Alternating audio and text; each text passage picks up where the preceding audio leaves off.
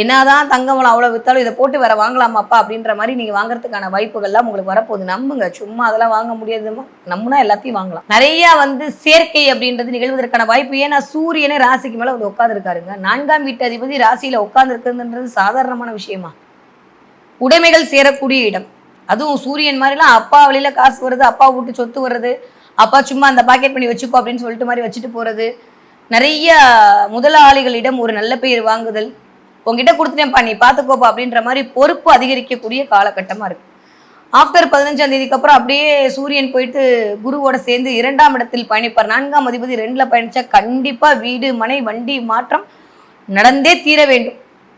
இல்லை வீட்டுக்கு ஏதாவது ஒரு பொருளை வாங்கி மகிழணும், இல்லை வீட்டில் இருக்க ஏதாவது பொருளுக்கு ஒரு ரிப்பேர் பண்ணி ஆகணும். வாட் எவர் இட் இஸ், வீடு சம்மந்தப்பட்ட விஷயம் இயங்கியே ஆக வேண்டும்.